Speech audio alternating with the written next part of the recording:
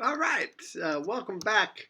Um, it's Friday, casual Friday here in the physics department. So that's what we're doing today. We are going to finish. By God, I'm going to finish this pre-lab for you all today if it kills me. So anyway, I just wanted to say we're still working on this, and here we go.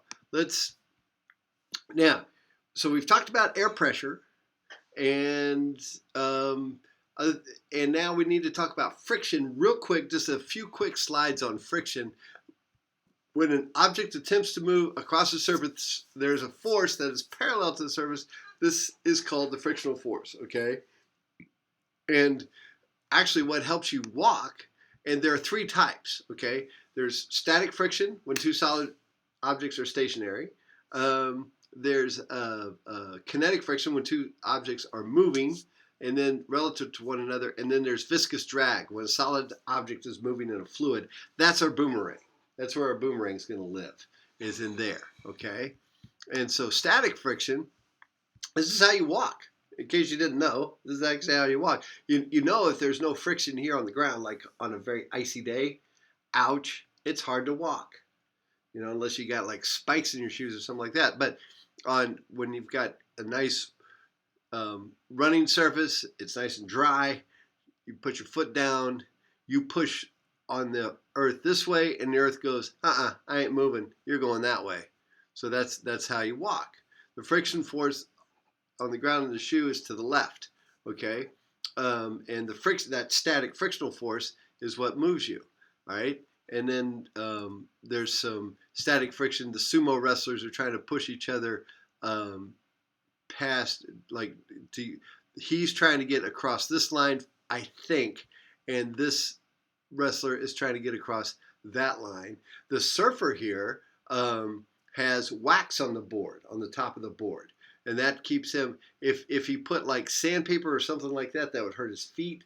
Those kinds of things, and it would make the board too rough to lay on to paddle and stuff. So they put wax on there that their feet kind of adhere to, so that he just doesn't slip right off. When or she when surfing. So there's some static friction. There's frictional force, but we're going to look at drag. So here we've got an elephant. Can you imagine if you had him on a fishing line or something like that? That'd be a lot of drag that you're trying to. And in fact, that's what perch do.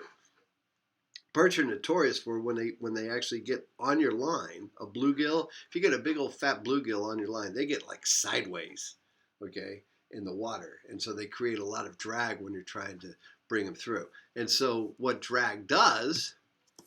Drag has two components: viscous or skin drag. This is friction between a solid and liquid, similar to kinetic friction.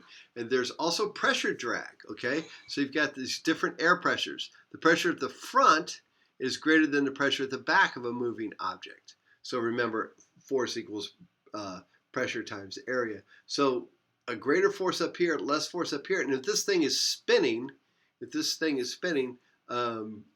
get actually what is known as a Magnus effect, and you get that bend it like Beckham thing with a soccer ball or a curve ball. You can throw a curve ball. All right, so here's the drag formula. Now I'm going to stop here. We are going to look at a formula that is similar to this when we compute.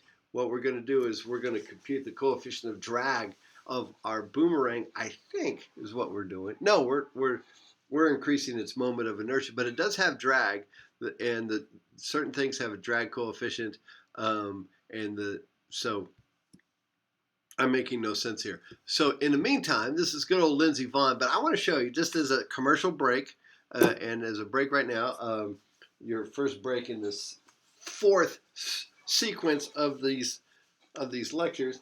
This is track 7. I want to show you one of the most exciting skiers of all time. All right, and that's the Franz Klammer tape, which is coming up next. All right, so I'm going to go ahead and turn this one off, and then go ahead and watch the Franz. It's only 4 minutes long. It was 40 years ago in 40 years ago in February when he did this very famous ski run, okay, in the downhill.